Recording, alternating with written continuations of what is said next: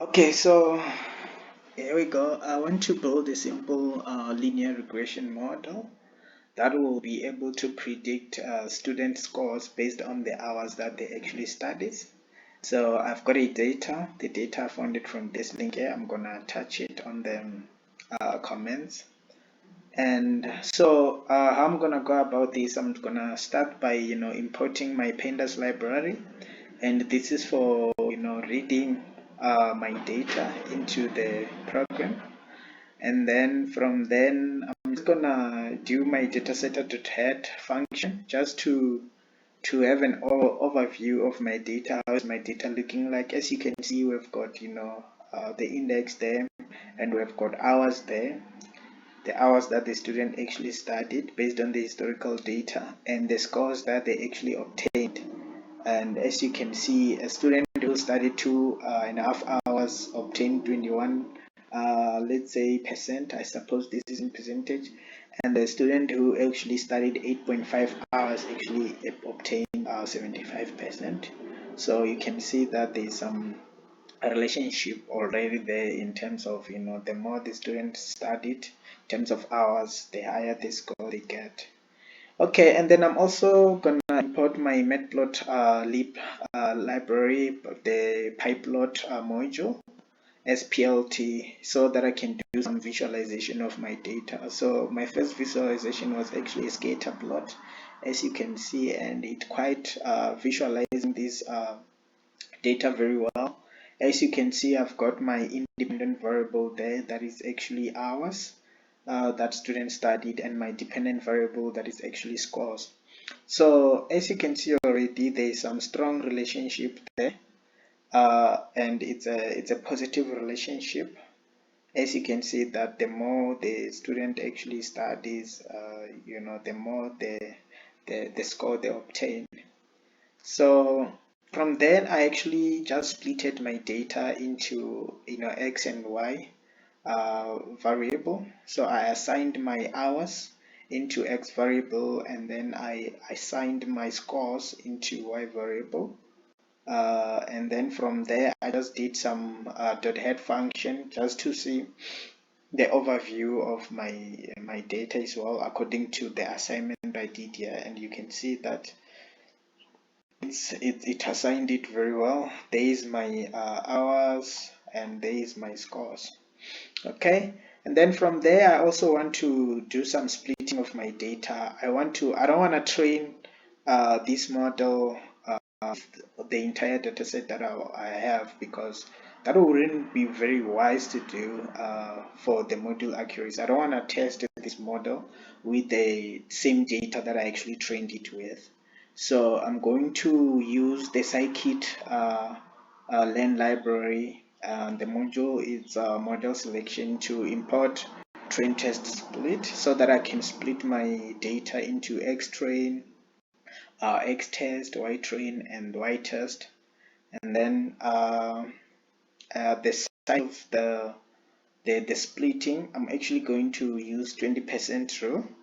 As you can see, fraction of 0.2 there. And this is to say 80% of my data must actually be assigned to train, which is going to be Y train and X train, and 20% of my data should be assigned to test. This is what I'm actually going to test my model performance with, to X test and Y test. And then the random state, it's just to say the model should split these randomly, not sequentially. So it can just choose a different pattern of selecting this. It doesn't have to be the first 80% of the data on the on the data set. So it can do this randomly. And then here's my shapes for my X train, Y train, X test, Y test.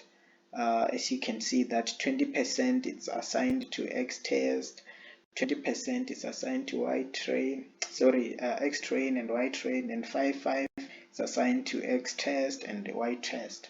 So it kind of split the data well. And then from there I need to build a model now. And then for me to build a model, I need to From the scikit-learn library, I need to import linear regression, as this is a simple linear regression model with one variable with one independent variable and one dependent variable. And this is my model. It's equals to linear regression model fit x train, y train, and here's the model. And then from then I can be able to get my intercept from the model and also get the coefficient from the model. And then the building of a model is actually done. My model is complete. I see it already has the intercept. It has got the coefficient. So the equation is well on set there. My equation will be y is equals to 10.46 x plus or rather minus 1.54. So it's well complete, and then I can do some prediction now. And then, as I said, I'm going to be predicting my y, which is my actually scores based on the hours of only those ones that falls under the test data, because I don't want to predict with the data that I use during my model training, because I really need to, the most accurate I want to see the most accurate performance of this model. And then you can see my y-pred came out as this, and then I can then compare this with the the actual scores that they were obtained when the students studied this X test hours.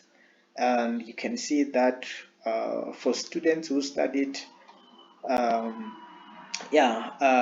same hours, got for student who got 17 on our prediction got approximately 10, and then the student who got 42 on our prediction got approximately 33. Student got 24 on our prediction got approximately 18, and the student who actually got 75 on our prediction got approximately 87, and student got 54 and our prediction got approximately 49. So just to see the accuracy score, I use the score function to test my model accuracy, and this is just going to compare the prediction with the actual from the test data, and we can see that our model is actually 84.21% accurate. So yes, it's quite not on the very well side of performance. So I believe that maybe if more data, the data was quite limited for this project. So I think it also has to do with that why the performance is quite on the low side.